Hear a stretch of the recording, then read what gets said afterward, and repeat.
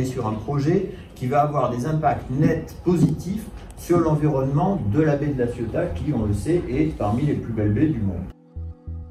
Premier élément, c'est l'évacuation d'un certain nombre de sédiments pollués. Et dans le cadre de notre projet 4000 tonnes, on va dépolluer.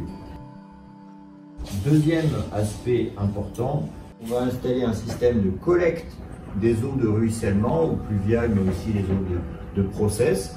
Et ce système, il va passer par un système de filtrage des bourbeurs décanteurs avant d'être rendu à la mer. Donc on va avoir une amélioration nette importante des flux de polluants dans la mer, notamment lorsqu'il y a des fortes pluies. On va encore améliorer la situation, c'est-à-dire qu'il y a 2 mouillages qui existent dans la baie de la Ciotat, qui sont donc des mouillages assez costauds, même si ils sont plus forcément en très très bon état. C'est une vue qui a été prise le mois dernier par des plongeurs qu'on a envoyés sur zone pour vérifier si ces mouillages étaient toujours en place. Ils le sont. Et donc, si on nous le demande, on réactivera et on remettra en service ces 2 mouillages dans la baie.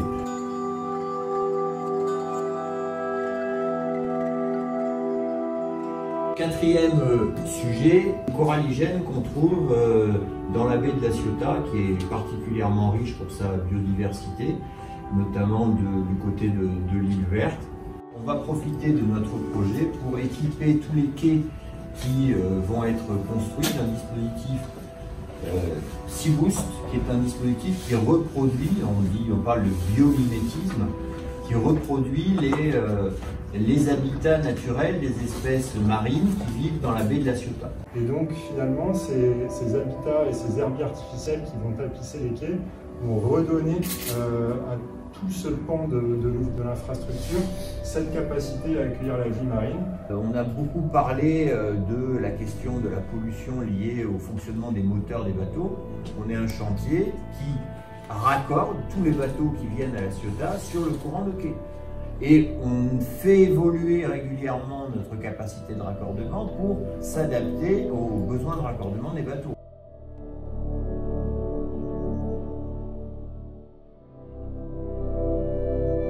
En fait, on a parfaitement conscience qu'un chantier crée des nuisances. On a intégré dès la conception des ouvrages des méthodes de travail et des modes de construction qui limitent, autant que faire se peut, les impacts. Maintenant, on sait bien que tout ça ne se fait pas d'un coup de baguette magique et qu'il y aura quand même 30 mois de travaux pour en arriver là.